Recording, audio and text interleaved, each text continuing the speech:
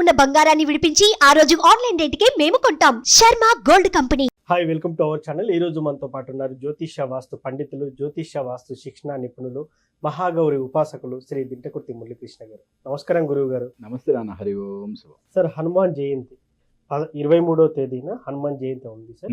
ఈ హనుమాన్ జయంతి రోజు ముఖ్యంగా మనం ఏం చేయాలి, ఏం చేస్తే మనకు మంచి ఫలితాలను ఇస్తారు? నిజంగా హనుమంతుడు అంటేనే మన కష్టాలన్నీ తరిమి కొడతారని చెప్తారు. ఎగ్జాక్ట్లీ. హనుమంతుడికి మనం చేయాల్సిన పరిహారం ఏంటి, ఎలా పూజించాలంటారు ఆ రోజు? హిందూ ధర్మంలో మనకి శ్రీరామనవమి తరువాత అంత ప్రాముఖ్యమైనది హనుమత్ జయంతి. సప్త చిరంజీవుల్లో ఒకరు ఆయన కూడా. మరి హనుమంతుడు అంటే కలియుగంలో కూడా ఆయన ఉన్నాడనే చెప్తారు. అంతేకాక హనుమంతుడిని కనుక మనం శరణు వేడితే ఎటువంటి గ్రహ బాధలనైనా, ఎటువంటి ఈది బాధలనైనా తొలగించేస్తాడు అంటారు కదా.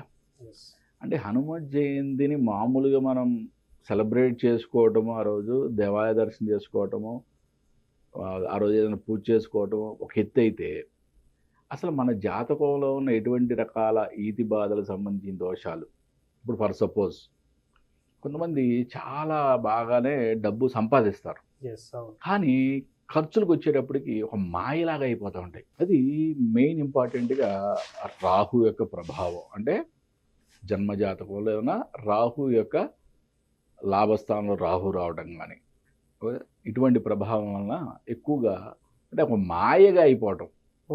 ఓకే, మాయ అంటే ఖర్చు ఎంతో సంపాదిస్తారు లాభస్థానంలో, కానీ వ్యయ స్థానంలో రాహు ఉన్నాడంటే కొద్దిగా ప్రాబ్లమ్స్ అని, అంటే ఖర్చులు విపరీతంగా అయిపోవటం. కొంతమందికి జన్మజాతకంలో రాహు సరైన పొజిషన్లో ఉన్నా కూడా మిగతా గ్రహాల ప్రభావం వల్ల కూడా కొంతమందికి ఏంటంటే వచ్చే ఆదాయం కన్నా ఖర్చులు ఎక్కువగా ఉంటాయి.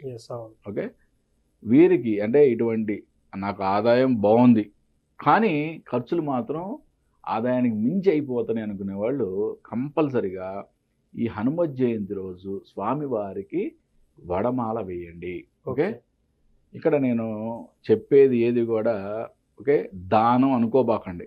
స్వామివారికి మనం సమర్పణ.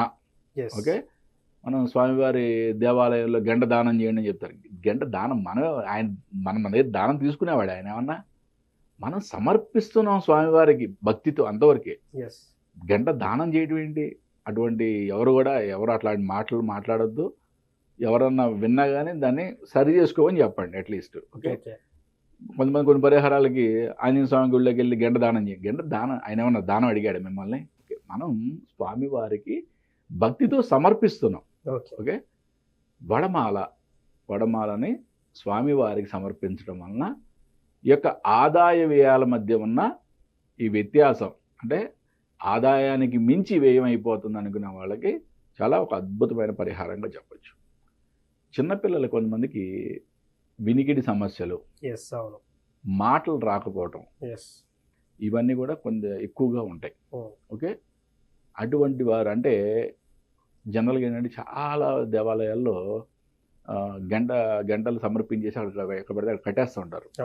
కానీ కొత్త దేవాలయాలు ఎక్కడైనా కడుతుంటే కనుక మీ దృష్టికి వస్తే ఆంజనేయ స్వామి టెంపుల్లో ఇటువంటి సమస్యలు ఉన్న వాళ్ళకి సంబంధించి వాళ్ళ పేరు మీద ఈ గంటని సమర్పించండి. ఓకే, ఆ గంట నుంచి ఓంకార శబ్దం ఎంత అద్భుతంగా వస్తూ ఉంటే వీరి యొక్క మాటలు కానీ, వినికిడి కానీ, ఎవరిని కూడా ఈ ప్రాబ్లమ్స్ అన్నీ కూడా దినదిన ప్రవర్ధమానంగా అవన్నీ కూడా తొలగిపోయి వీరికి మాటలు రావడం అని కూడా చాలా అద్భుతంగా వస్తాయని చెప్పి మనకి శాస్త్రం చెప్తుంది. అదేవిధంగా వ్యాపారంలో అంటే అనుకున్న రీతిలో బిజినెస్ అవ్వట్లేదు, లేకపోతే బిజినెస్ అవుతుంది కానీ సరైన లాభాలు ఆర్జించలేకపోతున్నాం అనుకున్న వాళ్ళు స్వామివారిని ఈరోజు తమలపాకులతో అర్చన చేయించుకోవడం కూడా చాలా అద్భుతమైన పరిహారంగా చెప్పచ్చు. ఒకటి అంటే తమలపాకులతో జనరల్గా మనం అది చేస్తూ ఉంటాం, చాలామంది చేపిస్తుంటారు. కానీ ఇక్కడ నేను ఒక మెయిన్ ఇంపార్టెంట్ ఒక థింగ్ ఒకటి చెప్తా. ప్రతి ఆకు మీద కూడా ఓకే సింధూరంతో మీరు శ్రీరామ అని రాసి భక్తితో, ఓకే ఆ యొక్క 108 ఆకులు అనుకుందాం, మీరు ఎన్ని ఆకులు సమర్పించాలన్న ఆకులు దాని మీద క్లియర్గా మీరు భక్తితో దాన్ని శ్రీరామ అని ఆ సింధూరాన్ని ఏదన్నా దానిమ్మ చెట్టు యొక్క పుల్లతో కానీ, ఓకే దానిమ్మ చెట్టు పుల్లతో అయితే శ్రేష్టం, దొరకపోతే మీరు ఇంకేదైనా పుల్లతో అయినా సరే చేసుకోండి. జిల్లేడు చెట్టుతో కూడా చేస్తారు. దానిమ్మ చెట్టు పూల దొరికితే మాత్రం శ్రేష్టం. Okay, okay. దాంతో కనుక శ్రీరాముని భక్తితో కంప్లీట్ డివోషన్తో మీరు కనుక ఆ స్వామివారికి ఈ ఆకులను సమర్పించినట్లయితే వ్యాపారాభివృద్ధి జరుగుతుందని చెప్పచ్చు. ఓకే. ఇంకొకటి మెయిన్గా అసలు ఆంజనేయ స్వామి స్వరూపం అంటేనే దుష్ట శక్తులు పరార్ కదా. అవును. ఎవరైతే పీడకలలు వస్తున్నాయి, ఉమ్. ఓకే, లేకపోతే మమ్మల్ని ఏదో శక్తి బాధిస్తుంది. నేను ఇంతకుముందు కూడా చాలాసార్లు చెప్పాను నేను, ఓకే, చేతబడులు, చిల్లంగులు, ఇట్లాంటి బాణామతులు ఇవన్నీ కూడా అందరూ ఊరికే నమ్మద్దు. అంటే రియల్గా బాధపడే వాళ్ళు 100కి 2-3 ఉంటే మిగతా 98 మంది మానసిక సమస్యలతో మాత్రమే బాధపడేవాళ్ళు అని చెప్పి సైంటిఫిక్గా ప్రూవ్ చేయొచ్చు. కాబట్టి దాని గురించి ఎక్కువ బాధపడద్దు. కానీ ఇటువంటి సమస్యలు ఉన్న వాళ్ళు మాత్రం స్వామివారికి సింధూరము అండ్ చెమేలి ఆయిల్ అంటే ఈ రెండింటిని మిక్స్ చేసి స్వామివారికి లేపనం చేస్తారు.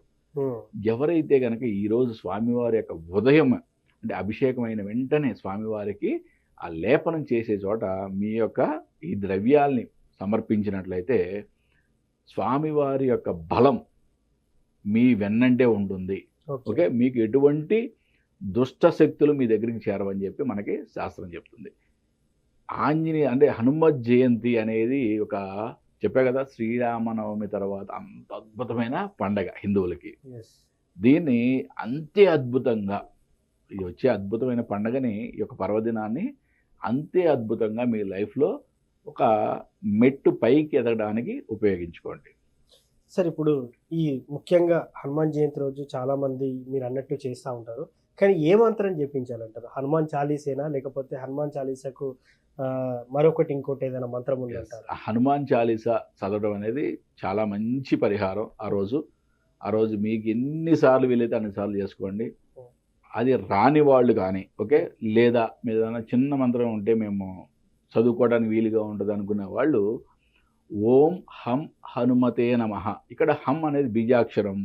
ఎప్పుడు కూడా నేను చెప్తా కదా, బీజాక్షర మంత్రాలు నేను చెప్తున్నాను అంటే నా వైపు ఆ స్వామి ఉన్నాడు అనుకుంటేనే నేను చెప్పాలి. కాబట్టే నేను లక్ష్మీ గణపతి మంత్రం మాత్రం చెప్తాను, హనుమత్ మంత్రం మాత్రం చెప్తాను, మహాగౌరి మాత్రమే చెప్తాను.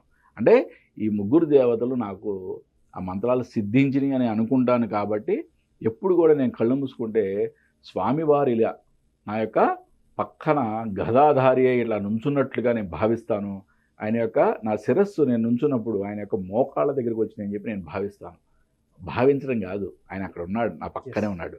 అదే నా భావన, నా జీవితాంతం ఆయన ఇలాగే ఉంటాడనే నా యొక్క సంకల్పం, దృఢ సంకల్పం.